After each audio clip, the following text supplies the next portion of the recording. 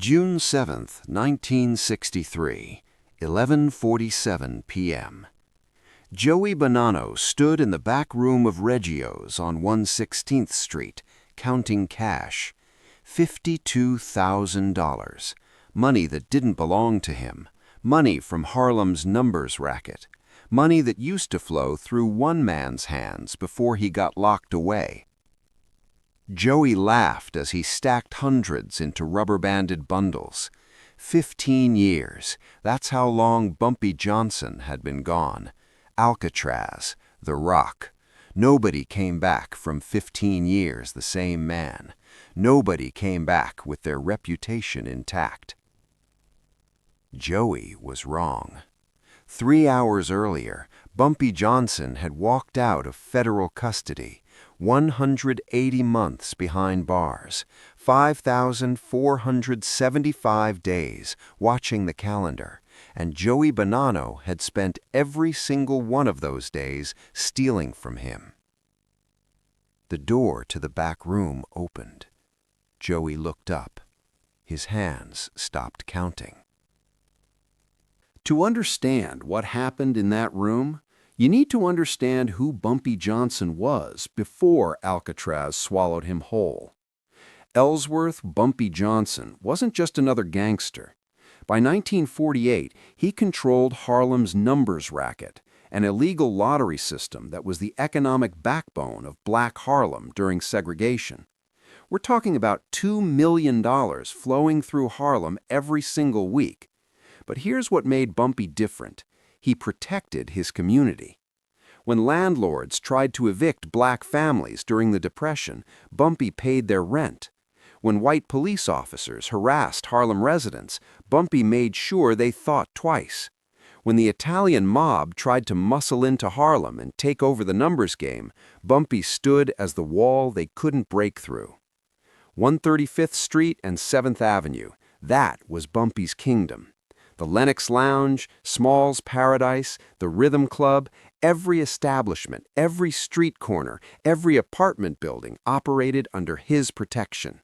He didn't just take money from Harlem, he invested it back. Coal for families in winter, Thanksgiving turkeys, school supplies, funerals for people who couldn't afford to bury their dead. But in 1948, the federal government came for him. Narcotics charges. They wanted to break Harlem's power structure, and Bumpy was the keystone. He got 15 years, first in Sing Sing, then they transferred him to Alcatraz in 1954, the prison they built for men they wanted to forget about. 15 years is a long time in the criminal world.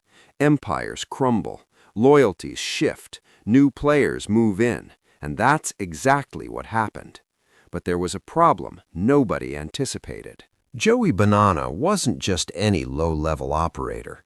He was a made man in the Genovese crime family, nephew to Vito Genovese himself. 28 years old when Bumpy went inside, ambitious, ruthless, and smart enough to see opportunity. "The Black King is dead," Joey told his crew in 1948, the day Bumpy's sentence came down. Harlem's open for business. He started slow, a numbers runner here, a policy bank there, testing the waters.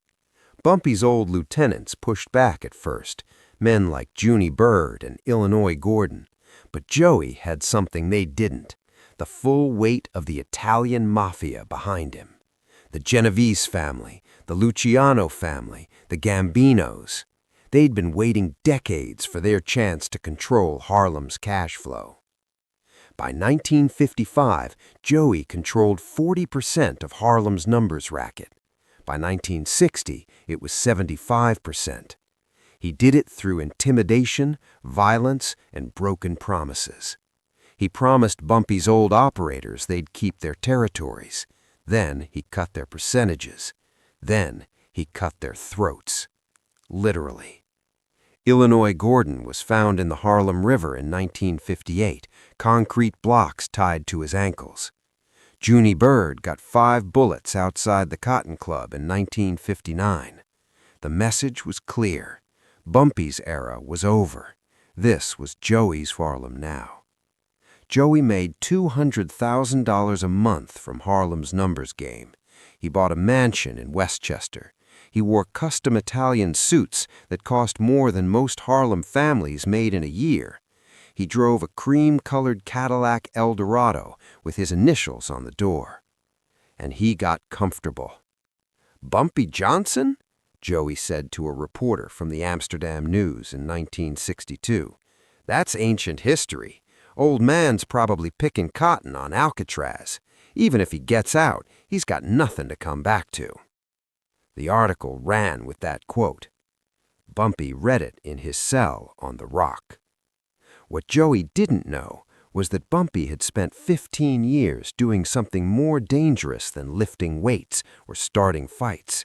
He'd been thinking, planning, and maintaining every single connection he'd ever built through a network of letters, visitors, and messages passed through prison channels. Bumpy knew every move Joey made, every business Joey stole, every man Joey killed, every dollar Joey took. And Bumpy kept a ledger. What they didn't know was that parole boards eventually release even the most dangerous men. And June 7th, 1963, was Bumpy Johnson's release date. Bumpy walked out of federal custody at 3:15 p.m., San Francisco Airport. He wore the same suit he'd worn into prison 15 years earlier. It still fit his 6-foot frame, though the shoulders were tighter now. He was 58 years old, gray in his hair, lines in his face, but his eyes were the same, calculating, patient, cold. A car was waiting, a 1962 Lincoln Continental, midnight black. The driver was Nat Pettigrew, one of the few operators who'd refused to work with Joey. Nat had survived by running a small operation in the Bronx, staying out of Harlem entirely. "Welcome home, Bump," Nat said. Bumpy didn't smile. "Where is he?" "Joey? He's untouchable now, Bump. Geneviese's family protects him. He's got 20 guys working for him. He owns the numbers banks, the policy slips, the whole operation. He's—" "Where is he right now?" Nat hesitated. "Reggio's, Italian restaurant on 116th Street. He counts money there every Thursday night, 11 o'clock, like clockwork." Bumpy checked his watch. 3:22 p.m. He had 7 hours and 25 minutes. They drove to Harlem, not to Bumpy's old apartment. Joey's men were watching it.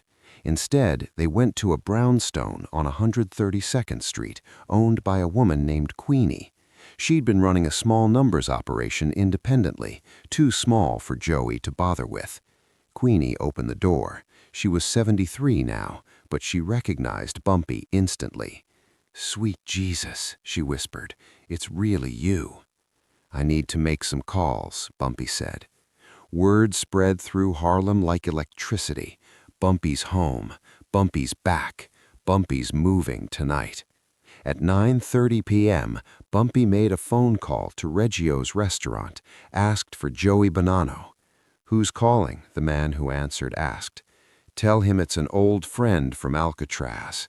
2 minutes later, Joey's voice came on the line, confident, amused. "This is Joey." "This is Bumpy Johnson." Silence. Long, heavy silence. "Bumpy, hey, I heard you got out. Congratulations, old-timer. Listen, we should meet up, talk about old times." "I'm coming to see you tonight," Bumpy said. His voice was calm, quiet. 11:45. Don't leave. "Now, wait a minute, Bump. Let's not do anything crazy. I've got friends, you understand. Powerful friends. You can't just—" Bumpy hung up. At 11:30 p.m., Bumpy Johnson walked down 116th Street alone. No backup, no weapons visible, just a 58-year-old man in an outdated suit walking like he owned the sidewalk. He did. Joey's lookouts saw him coming. They radioed inside. Panic spread through Reggio's. Joey had 12 men with him in the restaurant, all armed, all made guys or connected associates. But here's what Joey didn't understand about Harlem. The streets had memory. And then at exactly 11:43 p.m., Bumpy walked through Reggio's front door. The restaurant went silent. 12 men, all armed, all staring at Bumpy Johnson standing in the doorway. Joey stood up from his table in the back, forced a smile. His hand drifted toward his waistband. "Don't," Bumpy said. Not a shout, not a threat, just a word. Joey's hand stopped. Bumpy walked forward, slow, steady. His footsteps echoed on the tile floor. Every man in the restaurant had a gun. Nobody drew. "Bumpy," Joey said, voice tight. "This is a surprise. Like I said on the phone, we should talk, work something out. You've been gone a long time and things have changed, but there's room for—" "You took my operation," Bumpy said. He reached Joey's table, looked down at the cash, $52,000 in stacks. "You killed my men. You quoted me in the newspaper." Joey swallowed hard. "Business, Bump, nothing personal. You were gone. Nature abhors a vacuum, right? I kept things running. If anything, I did you a favor. You said I was picking cotton on Alcatraz." Joey's face went pale. I didn't mean— Look, I was talking big for the press. You know how it is." Bumpy pulled out a chair, sat down across from Joey. The 12 armed men didn't move. They were waiting for Joey's signal. Joey didn't give it. "Here's what's going to happen," Bumpy said. "You're going to give me back my operation, all of it, every numbers bank, every runner, every policy slip, tonight." Joey laughed. It was a desperate sound. "I can't be serious. I've got backing, Genovese family. You kill me, you start a war you can't win." "I'm not going to kill you." Relief washed over Joey's face. "You're going to work for me," Bumpy continued. The relief vanished. "What?" "You took 15 years from me. You owe me 15 years of labor. You're going to be my numbers runner, my lowest level employee. You're going to carry policy slips, collect bets, report to my lieutenants, and you're going to do it until I say you're done." Joey's mouth opened, closed. "You're insane. I'm a made man. I can't— My family will never—" "Your family will do nothing," Bumpy said. He reached into his jacket. Every gun in the room came up. Bumpy pulled out a piece of paper, unfolded it, placed it on the table. Joey looked down. His face went from red to white to gray.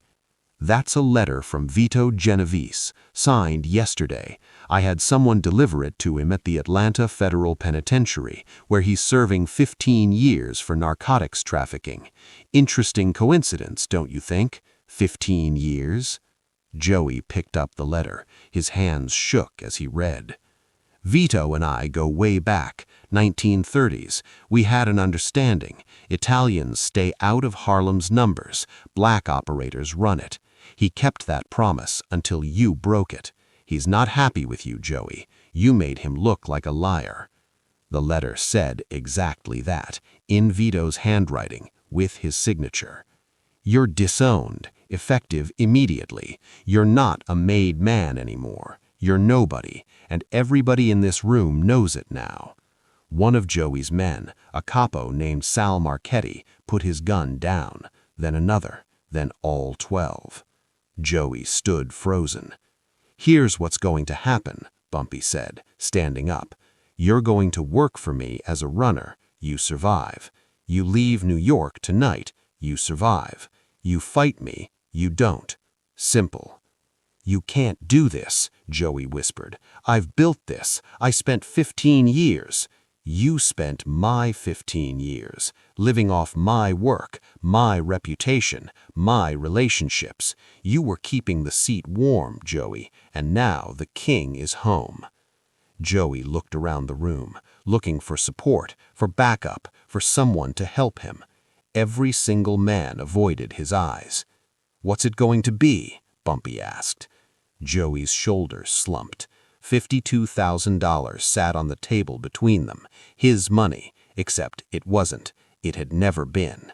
I need time to think, to figure out. No, Bumpy said, right now, in this room. Silence. Heavy, crushing silence. Joey Bonanno, nephew of Vito Genovese, controller of Harlem's 75% numbers operation, the man who'd spent 15 years building an empire, looked at Bumpy Johnson and made his choice. He ran, knocked over his chair, shoved past Sal Marchetti, bolted for the back door. Bumpy didn't chase him, didn't need to. He looked at Sal. "You're my new lieutenant, 20% of the take. Keep the operation running exactly as it is, except all profits come through me. Fair?" Sal nodded slowly. "Fair." "Good." Bumpy picked up the $52,000, started putting it in a leather bag one of the men handed him. "Anyone else have a problem with the new management?" Nobody spoke. "Excellent," Bumpy said. He looked around the room. 12 men who'd been Joey's muscle 5 minutes ago. "Here's how this works. I don't forget loyalty. I don't forget betrayal. You work honest, you get paid fair. You steal from me, you end up like Illinois Gordon. We clear?" 12 heads nodded. Bumpy walked out of Reggio's at 11:58 p.m. He'd been inside for 15 minutes. He walked out with $52,000, complete control of Harlem's numbers operation, and 12 new employees. Joey Bonanno ran all the way to Newark that night. He never came back. By sunrise on June 8, 1963, every gangster in New York knew what happened at Reggio's. Bumpy Johnson walked in alone, walked out with everything. No shots fired, no violence, just pure, calculated power. Joey Bonanno fled to Miami within 72 hours. The Genovese family officially cut ties with him. They had no choice after Vito's letter circulated through the underworld. Joey tried to start a small operation in Florida, but nobody would work with him. The man who'd been untouchable for 15 years became a pariah overnight.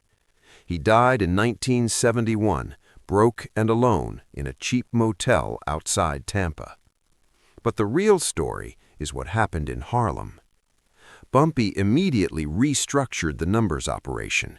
He brought back profit sharing for local operators. He reinstituted community protection, rent payments for struggling families, legal defense funds, money for small businesses.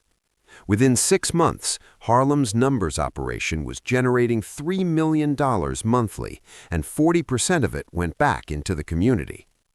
The Italian mob tried to challenge Bumpy exactly once.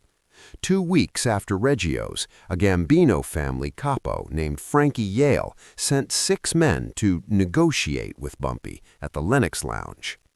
Bumpy listened to their demands for 30 seconds. Then he pulled out letters from Vito Genovese, Carlo Gambino, and Tommy Lucchese, the 3 most powerful mob bosses in America. All 3 letters said the same thing: Bumpy Johnson owns Harlem. Stay out. Bumpy had spent 15 years in prison writing letters, building relationships, and reminding the old guard of the agreements they'd made in the 1930s and 40s. He'd turned Alcatraz into a networking opportunity. The 6 Gambino men left without another word. Word spread through the underworld faster than wildfire. Don't mess with Bumpy Johnson. Not because he'll kill you, though he might, because he'll outthink you, outmaneuver you, and leave you with nothing. Bumpy ran Harlem's numbers until his death in 1968. He died of a heart attack at the Wells restaurant on 145th Street, sitting across from his old friend Frank Lucas. He was 62 years old. At his funeral, over 4,000 people lined the streets of Harlem. They didn't come because they feared him. They came because he'd protected them. Years later, Sal Marchetti, the capo who'd worked under Joey and then switched to Bumpy, gave an interview to a crime historian. "That night at Reggio's changed everything," Sal said. We thought we were backing Joey against an old man who'd been locked up half his life. But Bumpy showed us something we'd forgotten. Prison doesn't weaken everybody. Some men, it just gives them time to plan. The story of that night became legend in underworld circles. Not the violence, not the money, but the control, the intelligence, the strategy. Bumpy Johnson walked out of Alcatraz after 15 years and reclaimed his empire in 15 minutes. Here's what that night proved. Real power isn't about how many guns you have. It's about how many moves ahead you're thinking. Joey Bonanno had everything: money, muscle, connections, 15 years to establish himself. But he made one critical mistake. He thought Bumpy was finished. He thought prison broke men instead of forging them. Bumpy understood something Joey never did.